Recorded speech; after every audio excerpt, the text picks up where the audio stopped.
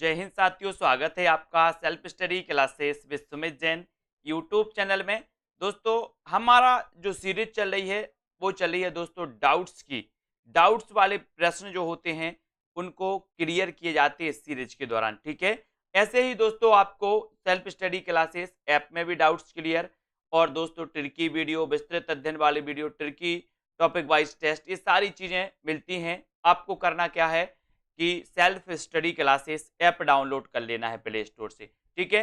वहां पर हिंदी साहित्य का कोर्स लॉन्च किया गया, टीजीटी, पीजीटी, मास्टर कैडर, है ना, यूकेएलटी आदि एग्जामों के लिए। तो जिन भी साथियों को दोस्तों कोर्स में एडमिशन लेना है, टेस्ट सीरीज में एडमिशन लेना है, वो ले सकते हैं। स्टार्ट करते हैं आज का ये वीडियो। रीति काल को श्रृंगार काल किसने कहा? अब यहां से दो क्वेश्चन पूछे जाते दोस्तों।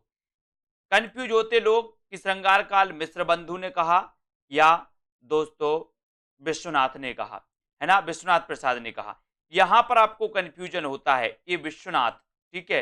तो आपका यहां पर दोस्तों याद रख लेना है कि रीति काल को जो श्रृंगार काल कहा वो किसने कहा? विश्वनाथ प्रसाद ने। यानी कि ये नंबर जो है वो बिल्कुल सही है, क्योंकि श्रृंगार तो विश्व के लोग करते हैं, विश्व के लोग करते हैं, तो विश्वनाथ प्रसाद क्या बोलेंगे? रीति काल को श्रृंगार काल कहेंगे, है ना। फिर आपसे एक क्वेश्चन और आता है कि रीति काल को अलंकृत काल किसने कहा? तो यहां पर डाउट्स आपका रहता है और क्वेश्चन पूछा भी जाता है। तो अलंकृत काल किसने कहा? मिश्र बंधुओं ने।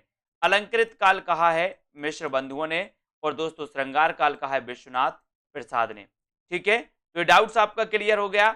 अब दोस्तों बात करते हैं अगले प्रश्न की। रीति काल का प्रवर्तक किसे माना जाता है? एक नॉर्मल क्वेश्चन आपसे पूछा जाता है, तो आप कंफ्यूज होते, क्योंकि आपको पता है रीति काल का प्रवर्तक रामचंद्र शुक्ल ने किसे माना?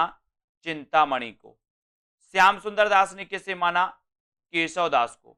डॉक्टर नगेंद्र ने किसे माना? केशव दास को, है ना। और कालक्रम की दृष्टि से अगर देखें तो कौन होंगे? कृपाराम, ठीक है। तो आपसे देखो कितने प्रकार से क्वेश्चन पूछे जाएंगे। सबसे पहले क्वेश्चन पूछा जाएगा रीति काल का प्रवर्तक किसे माना जाता? तो आपको उत्तर लगा देना केशव दास, ठीक है। फिर आपसे पूछा जाएगा डॉक्टर नगेंद्र ने रीति काल का प्रवर्तक किसे माना? उत्तर लगा देना केशव दास। फिर आपसे पूछा जाएगा श्याम सुंदर दास ने रीति काल का प्रवर्तक किसे माना? तो उत्तर लगा देना केशव दास। लेकिन आपसे पूछा जाएगा कि रामचंद्र शुक्ल ने रीति काल का प्रवर्तक किसे माना? तो आपका उत्तर हो जाएगा क्या? चिंतामणि। आपका उत्तर चेंज हो जाएगा, चिंतामणि सही होगा। लेकिन अगर आपसे पूछा जाएगा कि कालक्रम की दृष्टि से रीति काल के प्रवर्तक कौन माने जाते हैं, तो उत्तर हो जाएगा कौन दोस्तों? कृपाराम, कृपाराम, ठीक है। तो यहां पर आपके 3-4 प्रश्न रहते हैं जिसमें आप हमेशा दोस्तों क्या कंफ्यूज होते रहते हैं। Clear doubts? अगला क्वेश्चन, अगला क्वेश्चन है दोस्तों हिंदी साहित्य का प्रथम बड़ा महाकाव्य कौन सा है? कौन सा है? ये क्वेश्चन आता है, तो आप कंफ्यूज नहीं होना। प्रथम जो बड़ा महाकाव्य है वो बड़ा महाकाव्य दोस्तों पद्मावत। आपसे क्वेश्चन आता है कि हिंदी का प्रथम महाकाव्य कौन सा है? उत्तर होता है पृथ्वीराज रासो।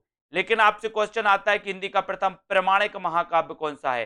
तो पद्मावत। हिंदी का प्रथम बड़ा महाकाव्य कौन सा है? तो पद्मावत, है ना। खड़ी बोली का प्रथम महाकाव्य कौन सा है? तो प्रिय प्रवास, है ना। ये भी आपको याद रख लेना। तो यहां से याद रख लेना दोस्तों, हिंदी का प्रथम महाकाव्य पृथ्वीराज रासो, रचनाकार चंद्रवरदाई। हिंदी का प्रथम प्रमाणिक महाकाव्य पद्मावत, रचनाकार जायसी, है ना। हिंदी खड़ी बोली का प्रथम महाकाव्य प्रिय प्रवास, रचनाकार हरिऔध, हरिऔध, ठीक है। ये भी आपको याद रख लेना। यहां से आपके जो क्वेश्चन है वो क्या हो जाती है? क्लियर। ये डाउट्स वाले प्रश्न आपसे पूछे जाते हैं। अगला क्वेश्चन, अनित्य किसकी रचना है? अनित्य रचना बताना है दोस्तों। तो यहां पर आपको बताना है कि अनित्य के रचनाकार कौन है। तो यहां पर दो लोगों की रचना है दोस्तों अनित्य, है ना। तो एक तो बदी उज्जमा की और एक मृदुला गर्ग की। तो यहां पर आपको याद रख लेना कि जो बदी उज्जमा है इनकी अनित्य क्या है? कहानी। इनकी अनित्य क्या है? कहानी। जबकि मृदुला गर्ग का ये क्या है? उपन्यास है। तो अगर आपसे नॉर्मल क्वेश्चन पूछा जाए कि अनित्य किसकी रचना है, तो दो में से आपको कोई एक विकल्प मिलेगा। आपसे पूछा जाए अनित्य कहानी के रचनाकार कौन है, तो आपका उत्तर हो जाएगा बदी उज्जमा। अनित्य अनित्य उपन्यास की रचनाकार कौन है, तो आपका उत्तर हो जाएगा मृदुला गर्ग, ठीक है।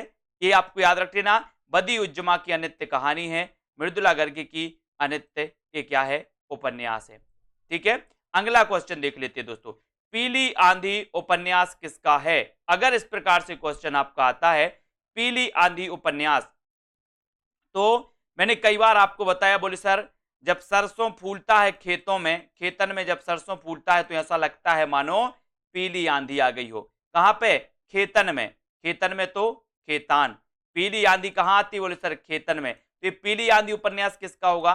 खेतन का, प्रभा खेतान का। लेकिन एक क्वेश्चन और आता है दोस्तों, काली आंधी। काली आंधी ये किसका उपन्यास है? तो काली आंधी कमलेश्वर, का से काली और का से कमलेश्वर। याद रख लेना, कंफ्यूज नहीं होना। पीली आंधी और काली आंधी, पीली आंधी कहां आएगी? खेतन में तो खेतान, और काली आंधी का से काली आंधी, का से कमलेश्वर। ठीक है, तो काली आंधी उपन्यास किसका है? कमलेश्वर को। ठीक है, तो ये तो थे दोस्तों आपके डाउट्स वाले प्रश्न। ऐसे अनेकों वीडियो आएंगे, आप इसके पहले वाले वीडियो देखिए, है ना। सेल्फ स्टडी क्लासेस ऐप को डाउनलोड करिए, ऐसे ही अनेक डाउट्स सॉल्विंग वाले दोस्तों वीडियो आपको मिलेंगे। ऐसे ही बहुत सारी चीजें आपको मिलेंगी, ट्रिकी वीडियो मिलेंगे, याद करने का तरीका आपको बताया जाएगा, है ना।